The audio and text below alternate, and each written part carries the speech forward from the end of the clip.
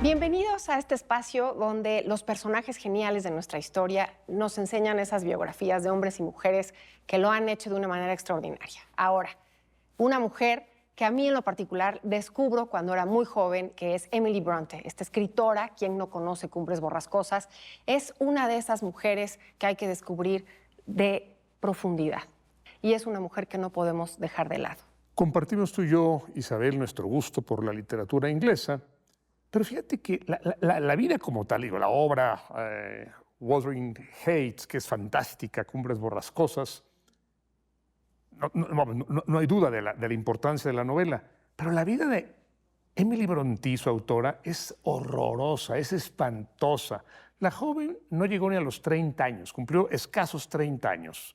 Vivió en un lugar horroroso, Howard, lleno de lluvias, de neblina, de pantanos. La casa de su padre, que ahora es museo, estaba rodeada de un cementerio, siempre estaba oscuro, es el norte de Inglaterra, y su vida fue fea. Se quedaron huérfanas muy jóvenes. La mamá de la hermana de su madre fue a cuidarlas. Entonces, es una vida horrorosa, chica, breve, donde no pasó casi nada.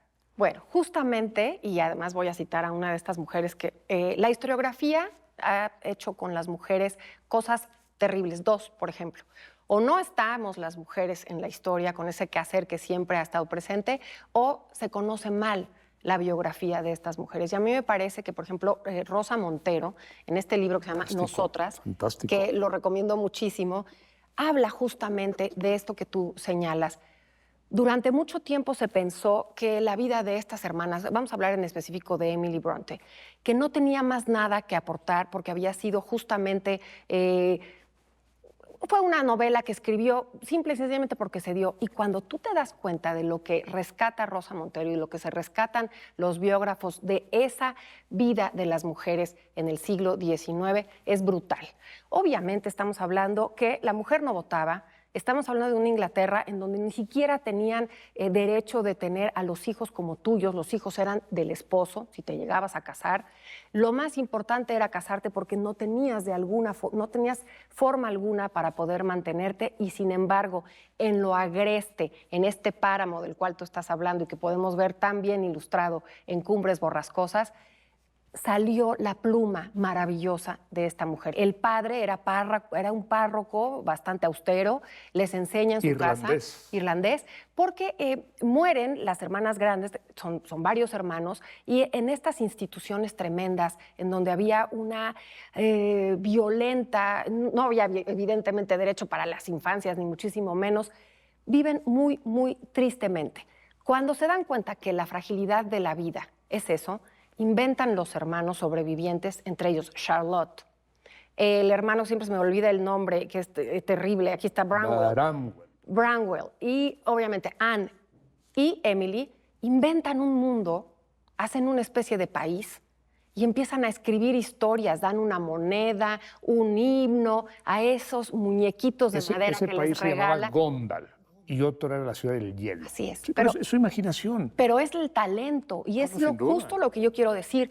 Aunque haya vivido nada más 28 años, aunque haya nunca salido ni de Hawthorne ni de Gondal, mítico, ella lo que hace es emanar con una fortaleza y una determinación. Te voy a decir algo. De escritora. Sí salió y salió varias veces, pero siempre volvía a casa.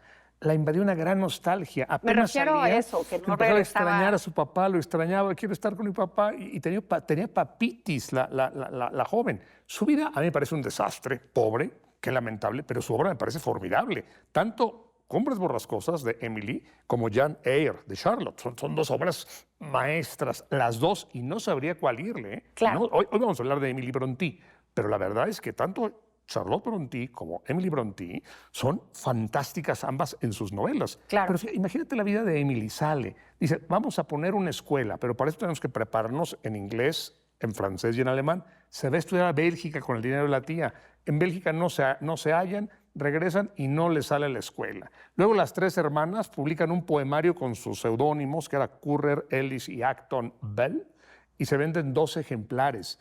Se enamoran y no son correspondidas. Fíjate, lo trágico, la última tragedia. Su hermana Charlotte, finalmente, después de mucho trabajo, que es la que sobrevive, se casa y antes de que se cumpla un año y está embarazada, se muere. Sí, O sea, la vida pobre mujer. una gran tragedia. El hermano, que era el que se tenían todas las expectativas, Bramwell, es un borracho, Impresentable. drogado con láudano, consigue trabajo como profesor en una casa, enamora a la señora de la casa, el papá, el dueño de la casa lo corre, regresa todo lastimado, ultrajado, se encierra, no vuelve a salir. O sea, sí es una vida horrorosa. Ahora, Emily Bronte, cuando escribe a los 19 años en este lugar tremendo, porque yo siempre me he preguntado, y se pregunta mucha gente, ¿de dónde sacan los escritores sus temas? ¿Cómo puede ser que ella haya escrito esta novela llena de odio, de amor, de venganza, de arraigo, de todo lo sublime humano también está en estos personajes, pero también lo más deleznable?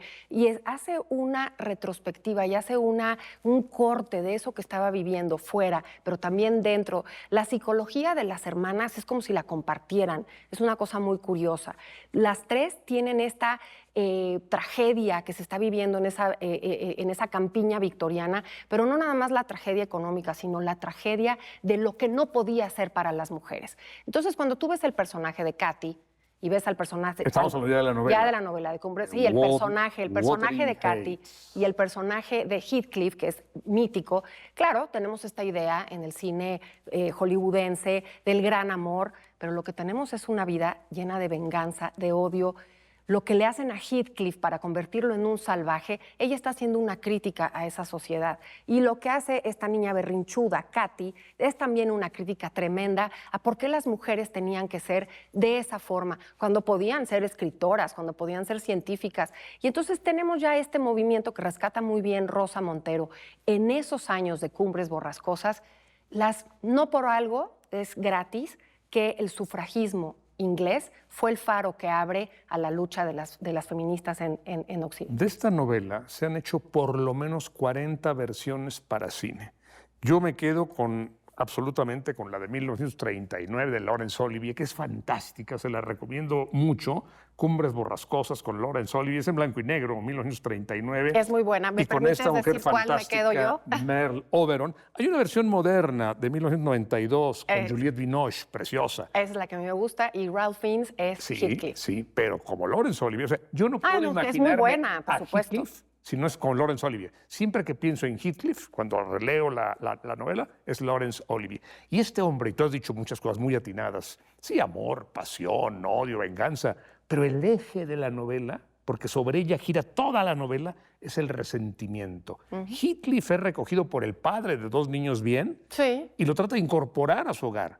Pero cuando él muere, el hermano mayor dice, tú no eres hermano, te vas a los establos. Como animal, claro. Esto le duele mucho a él y dice, algún día me vengaré. Y logra vengarse, logra quedarse con la casa de Cumbres Borrascosas y logra quedarse con la casa de los Linton, que era la de enfrente. Es un hombre movido por el resentimiento. Absolutamente. Porque su amor se vuelve odio. Dice, sí amé a Katy y la adoré, pero la verdad es que yo quiero destruir todo lo que la rodeaba. ¿Y sabes qué sucede? Que no tenemos esta idea más que hollywoodesca. Entonces no vamos a lo profundo de la novela. Cuando tienes oportunidad, quiero decir que Círculo Editorial Azteca y Editorial Porrúa saca estas colecciones magníficas de literatura universal y tuve el privilegio que me hayan invitado para prologar Cumbres Borrascosas.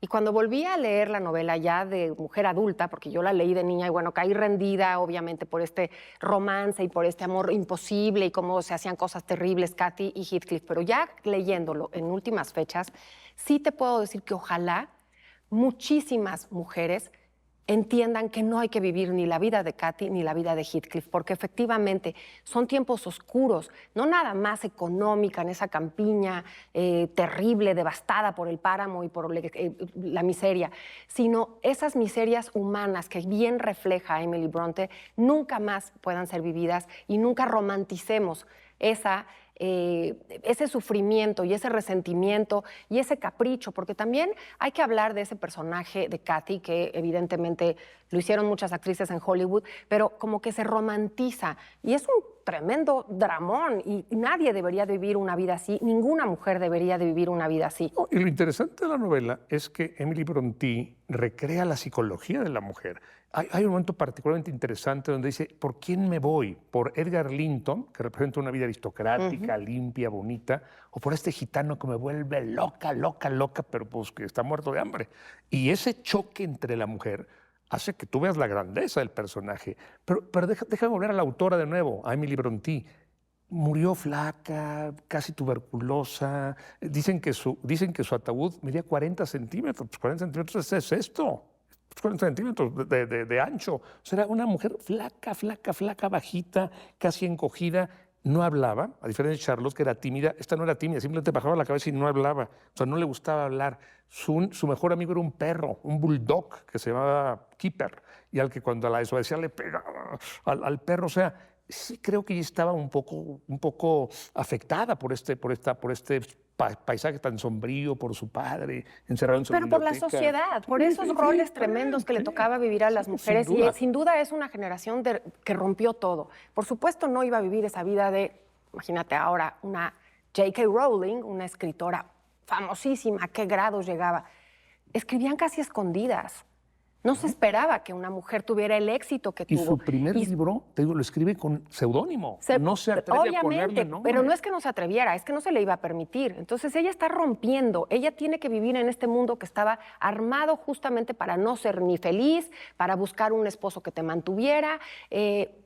Y lo que hace con esta pluma poderosísima, que además trasciende las fronteras, las generaciones, es leída una y mil veces, es hacer una radiografía psicológica de su propia vida. Porque imaginemos cuando el padre, que el padre también tiene mucho en estos hijos, cuando el padre decide aislarlos, porque dice, yo no creo más en las escuelas, yo los voy a educar y yo les voy a dar clases. Porque se regresaba. Encima de todo lo agreste que estaba, todavía condenar todavía más a estas mujeres. Yo por eso creo que hay que darle ese beneficio a Emily. No es que fuera una mujer que no se adaptó, ni muchísimo menos.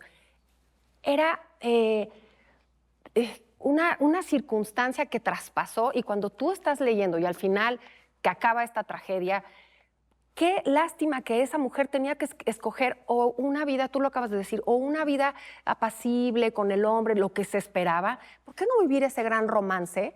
¿Por qué no tener derecho a ese gran romance sin que acabara en tragedia? Bueno, Ni siquiera ella misma puede liberarse de esas acaba en cadenas. tragedia. Y la película a la que aludí, de Laurence Olivier, termina en la mitad, termina cuando ella muere. La verdad es que ella sí tuvo un hijo con Edgar Linton, Sí. y Heathcliff tuvo un hijo con Isabella. O sea, no se habla de los hijos. Pero fíjate la tragedia de Emily Brontë. Publica su novela con seudónimo, no se atreve a usar su nombre, en 1847. Al año siguiente muere su hermano por el alcohol. Se pone tan triste y deprimida por la muerte de su hermano que un año después de haber publicado una novela cumbre, muere ella también. O sea, sí es un personaje trágico. La novela, recomendabilísima, pero el personaje es horrible, pobre. Ahora es maravilloso cuando tiene una oportunidad de visitar esos lugares, cuando hay un recorrido literario por esa casa, por esos sitios donde vivieron los hermanos, donde vive el papá, donde vive Emily. Howard, es un museo. Maravilloso. Puedes darte cuenta y puedes entender muy bien de dónde vinieron esas letras y porque además las hermanas, las tres, tienen unas novelas fantásticas que hablan justamente de la desigualdad que tenían las mujeres en esa época. Pero con este tiempo se nos va como siempre, querido Gerardo. Así que bueno, Emily Brontë, un personaje genial. Gracias por habernos acompañado. Gracias, nos vemos la siguiente ocasión en Personajes Geniales. No se lo pierdan.